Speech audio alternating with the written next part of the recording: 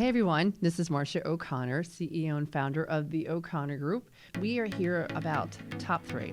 Top three is, entrepreneurs share their secrets and their mistakes. And I think a lot of times there is a falsehood about entrepreneurship that it's easy and it's so much fun. It is fun, but I don't think it's easy. And you're going to hear experiences from a variety of individuals who are either just starting out in their careers or have been doing it for several years or have a solo entrepreneurship or have partners and have a big team. And I think you need to hear all those experiences to help you become a better entrepreneur as well. So sit back, enjoy, be careful if you're driving right now, and welcome to Top 3. Welcome everybody. Welcome to Top 3. I'm Marcia O'Connor, CEO and founder of the O'Connor Group. We do outsource HR and outsource recruiting based in King of Prussia, Pennsylvania. Top 3 has been around for a couple of years now, and as you know, we help entrepreneurs in regards to hearing from them what's the top 3 ways of being successful and what top 3 mistakes they have done during their tenure. So we are so excited to have here Adam Butt. Adam is also a EO member. I speak about EO a lot in our podcast. Adam, welcome to the show. Thanks a lot, Marcia. I appreciate the introduction. It's really exciting to be on the show and really looking forward to chatting more with you. Awesome. Adam, why don't we go into a little bit about you and what you do and what your company is and how long you've been doing it? Yeah, so my name is Adam Butt and I'm the founder and CEO of Noticed. As you probably noticed that I have an accent.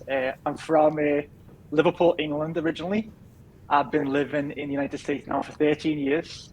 Accents slowed down quite significantly since then, so it's much more understandable. Want to apologize in advance, Marcia, but I want to let you know that I've been calling you Marcia every time we meet, and that's more of a UK thing, just so you know. So Marcia is the American version, so I'm going to get it right going forward. I answer to both. It's all good. Don't worry about it. So tell us how you've been doing it for 13 years, but how did you get started? What made you go out on your own? So when I came to the States, I was 21 and lost trying to figure out what I wanted to do. And at the time I came here to be a boxer. I used to be a boxer. And right around 2012, I started working at an ad tech company called Thomasnet.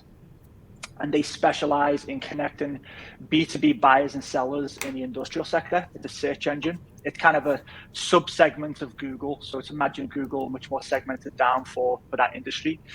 So I was working there for them as a sales consultant, selling ad space, SEO, websites within their target market. And after about 6 months, one of my friends, he was in the UK, he was working at a website design company. And he was talking more about how he got his work and how it worked. And I ended up just jumping full in at the time, just trying to get work. It was actually a website called elance.com. And started there and just started getting small work. And from that point on, I was just freelancing from 2012 all the way till 2015, basically building informational websites, etc., for small businesses. And then in 2015, I started to do more e-commerce. And there was a small brand who I connected with in Blanco, Texas. And they sold a high-end Western women's apparel. So think ponchos, cowgirl boots, cowgirl hats. And we ended up building an e-commerce website for them, managing all their marketing. Took them from 450,000 in revenue all the way to 1.8 million in 12 months. And kind of jumped into e-commerce starting there and decided to launch Noticed in 2015. And today, my business, basically what it is we are a digital e-commerce and marketing agency. And we work with direct-to-consumer and B2B e-commerce brands. So some of our brands we work with are Liquid Death. I'm sure you see the energy drink. Selena Gomez, Dermalogica. Yep. And basically what we do for them is we basically build out the entire e-commerce website experience. We maintain the site, we do all the site improvements, and then we do all of their marketing for them. And yeah, that's where we are today. That's awesome. So how did you get in there? Like, how did you that's a lot that's some big stuff going on. But when did you know that this was the way you wanted to go and this is what you wanted to do? So when I started freelancing, I was just doing static informational websites, and I did about 40 plus websites, just building them myself, outsourcing it to freelancers across the world. And that was between 2012 and 2015. And I was just getting really bored of it. I was like, I need to do something different. Like, I really want this to be ROI centric and show the value to clients. And really, that client who we took from 450,000 to 1.8 million, it was just like it was like what's the word I'm trying to look for? It was an adrenaline rush. That was the best way I can put it. Is seeing the revenue grow for the clients and seeing the ROI we put behind it, and how much we help grow their business really made me want to do more of that. And that was kind of where I kind of found out my why. Like, why am I doing this, and what do I like doing? And that's why we ended up transitioning to an e-commerce agency. And today we're 40 full-time employees plus, we're 41, and we're trying to grow. So, yeah. That's awesome. And then, so what do you think is holding you back right now from hitting, some bigger goals? So I really did take the time to think about this. I watched some of your videos, and I know this podcast talks about the business side and personal. Mm-hmm. You know, you always get those questions where you watch other well-known entrepreneurs. If you go back in time, what would you do differently? And the most common answer is I wouldn't change anything. But I think me personally, I think we kind of lie to ourselves. If we would change something, or maybe change our mindset back then, would we? So I think for me, one of the biggest things that I learned, and this is just taking a quote from Mark Cuban, is Mark Cuban talks about perfectionism. Perfectionism is the enemy of profitability. And I'm going to reword this, Mark, so don't get angry. But I believe perfection is the enemy of where you are and where you want to be. And I think that's, for me, one of the key things that I've learned is I think back when I was, starting out, is I was always focused on the real small stuff and not really focused on the big things. And you're really trying to focus on things that are really not pushing the business forward. And I think if I could look at one of the mistakes I made, was really ultimately trying to focus on the areas of the business that's going to get traction and ultimately push it forward. I think when you start out a business, you get so in the weeds because you're doing everything right. You're doing HR, you're doing finance, you're doing sales, you're doing account management, you're doing all of it. But you kind of end up losing like what you're actually meant to do as a visionary. And it takes quite a lot of time to kind of get out of that kind of hole that you're in and step out of it and really look, okay, where do I need to focus my energy? And I think really for me, one of the biggest learning curves I had was trying to get away from perfectionism, because it doesn't exist. And if it does, you end up holding you back. Yeah, I would agree with that. I think sometimes it's really hard though for particularly entrepreneurs, because entrepreneurs are, a lot of us are already diagnosed as ADHD as it is, and we always want things to be done right and let's make it better. And I mean, we're here to do it better, faster, quicker, more efficient. And I think it's hard to constantly be doing that, but that's how we're fueled, I guess you could say. But I would imagine though, to grow that fast, to have all that stuff, to have those people, you've had some challenges along the way. I mean, something every day isn't going to be perfect. Now, can you name one or two of them about what it was and how you got around them? Yeah, so I think one of the biggest challenges I had, and that was something I was actually looking at for earlier in the business, is around 2015 and 16. There's a website called Co-Founders Lab, and I think it was pretty big back then. And I knew I was trying to find an ops person, but I had no clue what an ops person actually did, because I think when you start out a business, you're still trying to figure out all these roles and what they do and how you work with them. And I went on that website trying to find basically a co-founder / ops person, the number two. It never ended up happening, but I think one of the biggest parts that have really changed our business today, and it's really been something of a learning curve for me to really get through, is if there's two parts of a business that I've really learned, and we follow EOS, so Entrepreneurs Organization. So I think you follow as well. Mm-hmm. And that really made a lot of sense to me about, like, you have the visionary and you have the integrator. And there's a book called Rocket Fuel. It really explains the roles really clear. I ultimately went through 3 integrators before I found the right person. And it was the most difficult role I had to fill at the company. And I think ultimately, if I would have had that role a lot sooner and would have made a decision sooner in a business, we would have grown far quicker. That was, I think, one of the biggest parts for me that I learned from. Yeah. So, what was missing in the other people? What was missing? Because something must have been missing. What was that? That's a big question. So I think one of the key most important attributes of a good integrator, and that's the most important for me personally, is they've got to be really good with people. And I think if you've got to be able to hold people accountable while also being able to get along with them and be liked, and that's a very difficult role to fill, because you've got to balance out this org of people who've got expectations of pushing their departments forwards, and then you've also got to make sure that you are driving the business's P&L. I think the biggest learning curve I had from it was really ensuring that the people in those roles have the right attributes and traits for the role. And as times went by, as I've grown the business, I've started to clearly see that businesses have personas for every department function that are typically best for that function, and it's very clear. One of the key things I think with this role that I learned was ultimately it's one of the toughest roles in an organization, because they're managing multiple different functions, so many different people. There's expectations from the visionary, there's expectations from the people, and they've really got to be able to hold it together when it comes to like the accountability and the, where the business vision is getting executed. They've got to be able to really be super organized. Like, organization is probably the biggest thing for this role. They've got to hold you accountable as a visionary and make sure that you're not driving too many ideas and over prioritizing. So there's a lot of different parts about this role, but I think to summarize it, it's a difficult role to fill, and you've got to really know what attributes you're looking for to get it right. That's what I've learned.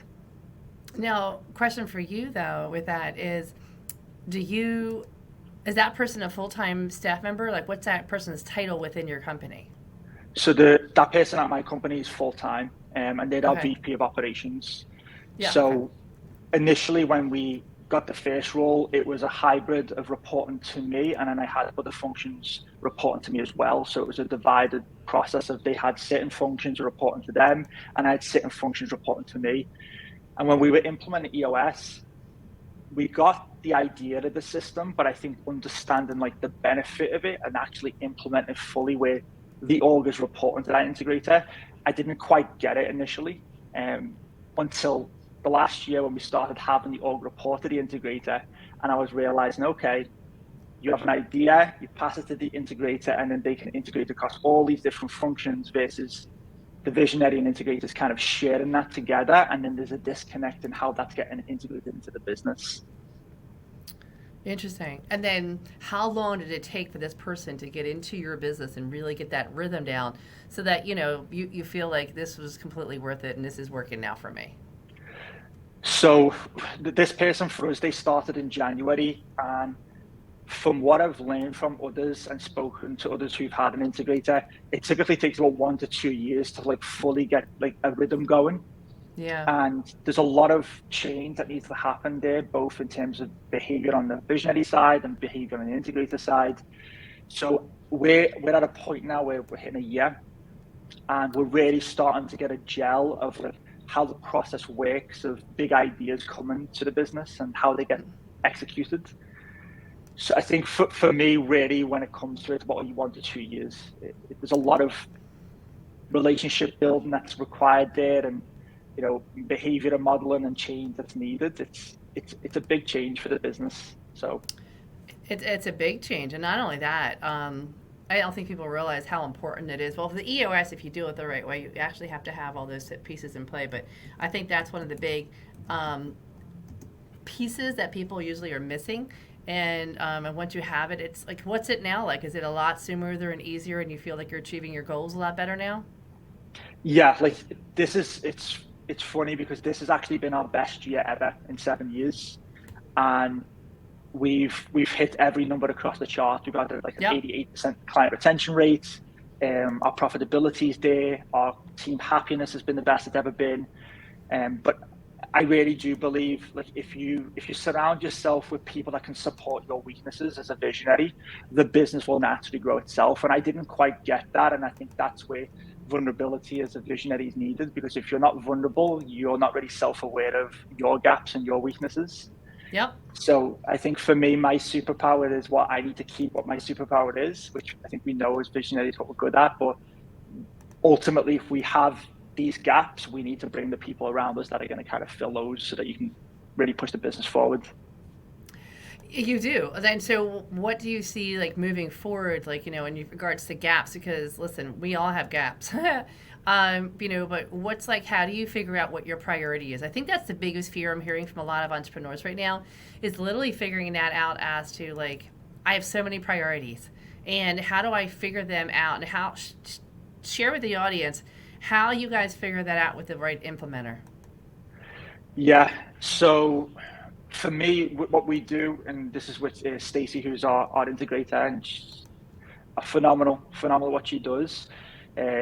One of the things that we've been doing is we have every 2 weeks we have a same page meeting, but then every quarter we have a quarterly review where we go over everything. I think the Yep. key thing is really making sure that both reviews are having like open dialogue of like what things that they feel are important that the visionary need to focus on, because they can see your blind spots. And then as the visionary, you can also see their blind spots. So it's kind of really a two-way relationship that really requires close collaboration and open-mindedness to change and really what the focus is. So for me personally, my focus, and this is what Stacey's been trying to get me to do, which is super difficult, which I'm sure you know, I have ADHD and it's hard. My We role all do. today. We all do, Adam. I swear we do. So it's a learning curve, but my priority going forward is to really be starting to do the thought leadership stuff that I want to do and what I should be doing. And I think that goes back to when you start a business and you grow it slowly, you get so caught into it, you kind of lose yourself and who you are and what makes you who you are. So I think for me, the thought leadership is a really key piece for me. The second area for me is really casting the business vision and making sure the vision is crystallized, it's focused, and I'm getting input from my team because the team need to have buy-in to it, the team need to have input into it. The third piece is really defining the culture and how we embody and execute on our culture and what that means and how we differentiate there.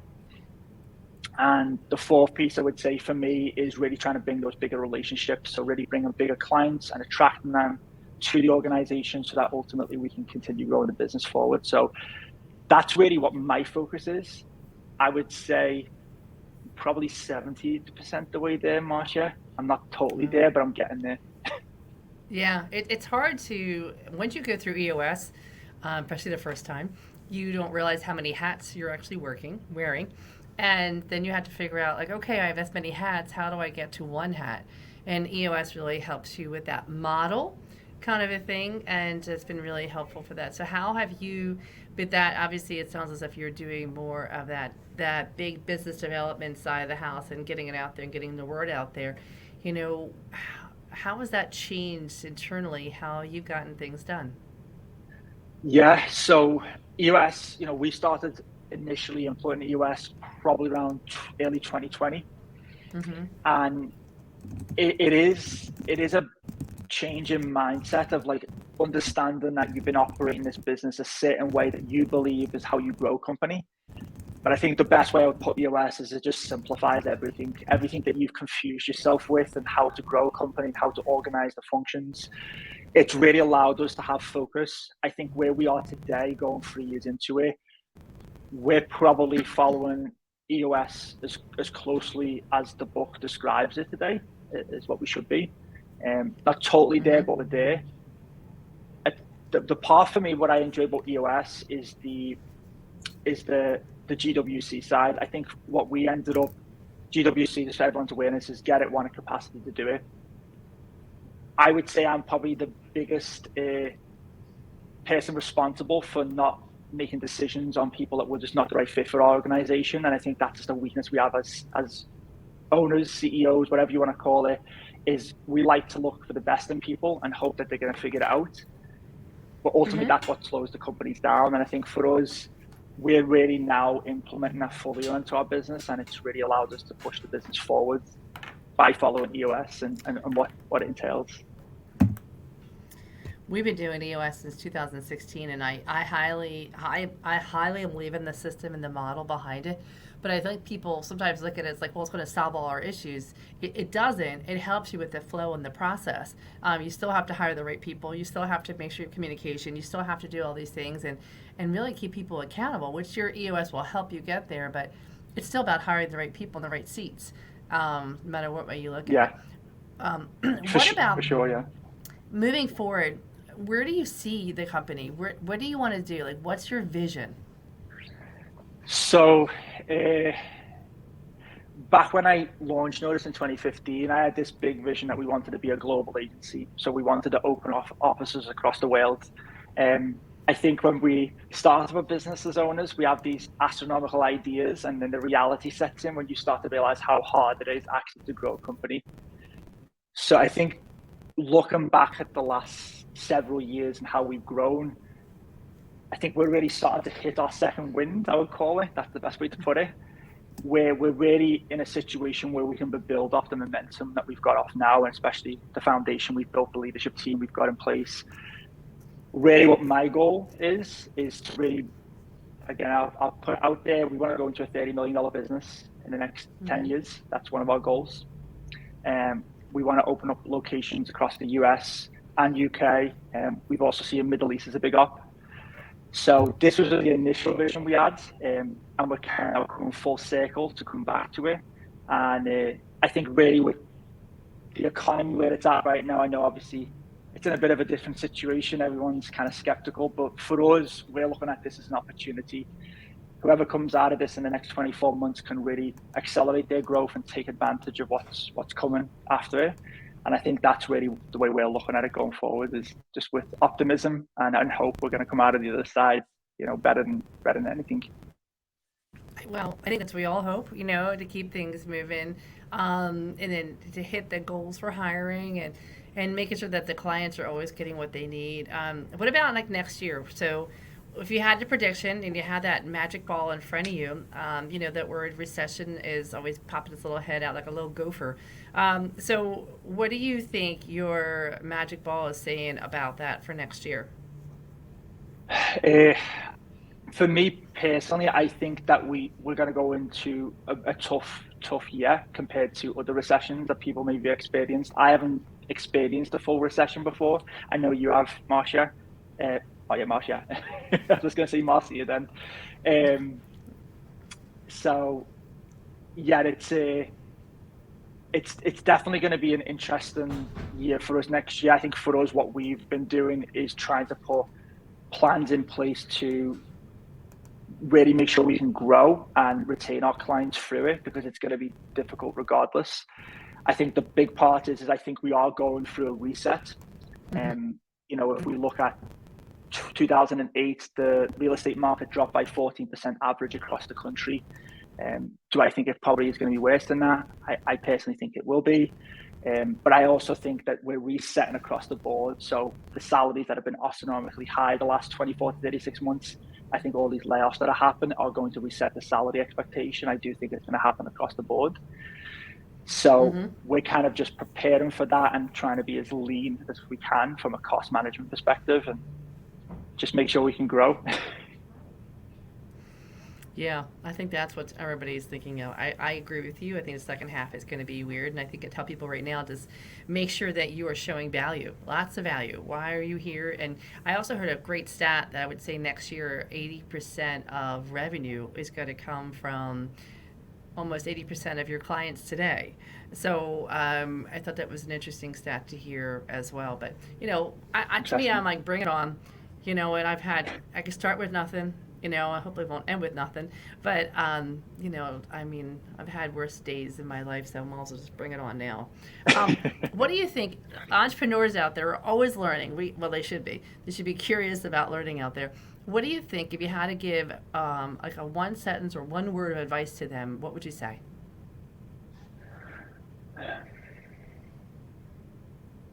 I would say the key thing is to know who you are.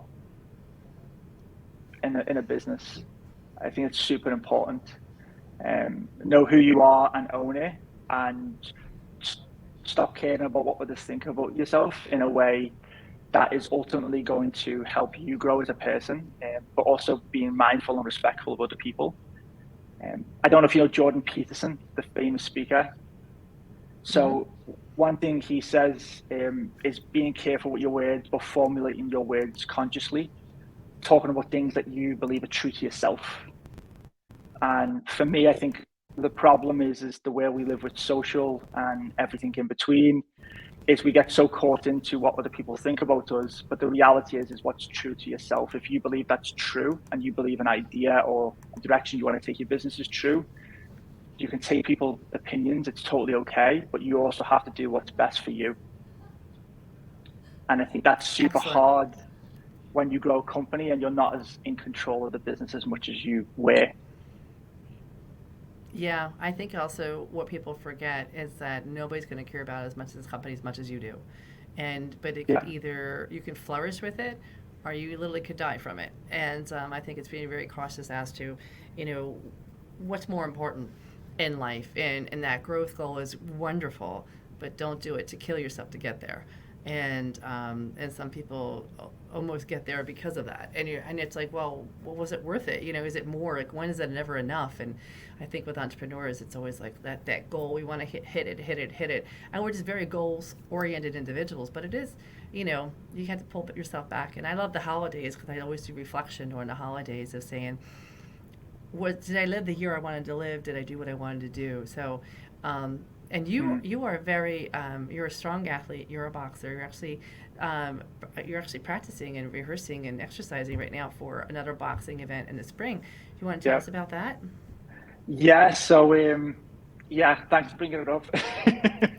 Now on the You're welcome. spot. So yeah, I did used to box before. When I came to America, I boxed. I was an amateur boxer in the UK. I had Mm-hmm. quite a few fights, and one of my big goals was to turn pro. And one of the things I'm doing now is I'm actually training. I'm getting back in shape, and I'm trying to do a comeback in Q1. With the exception of injuries, which I'm a bit older now. I'm 35 this month, so not as young as I used to be, but I'm much more injury prone than I used to be. So, so hopefully, trying to shoot for a real goal for me now is to try and get ready for a fight in March, April, and it's just more of a personal ambition for me to see if I still got it and just have more of that self competition. So, fingers crossed, we'll see where we go. But I'm super excited about it.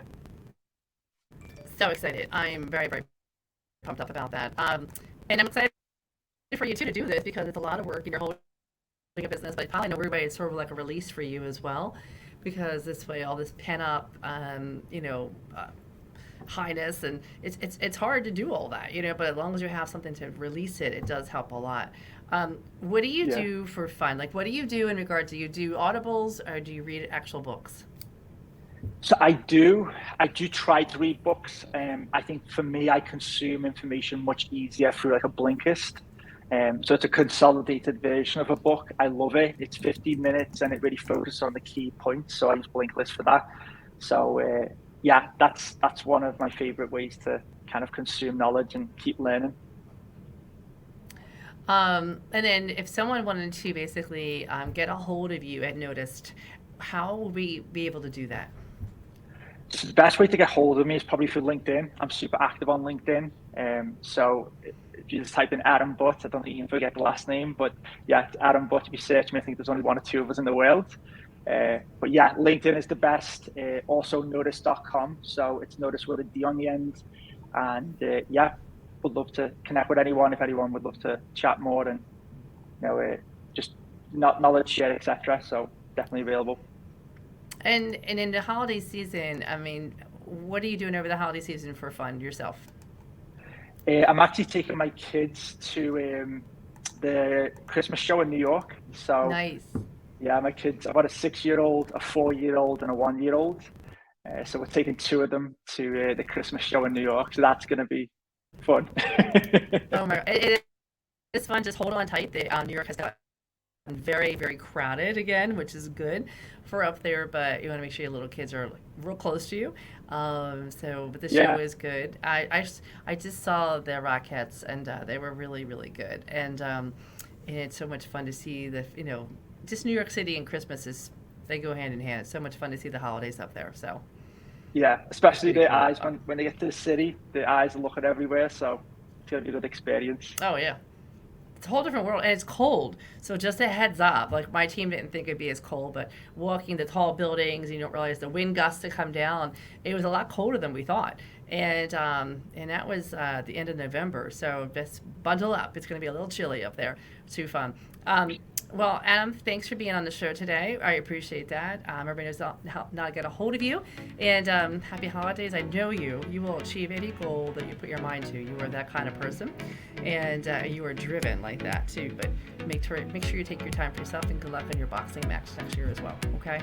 Thanks so much. I appreciate you having me on the podcast, and looking forward to connecting soon. No problem, and happy holidays. You too. Take it easy. Have a good one.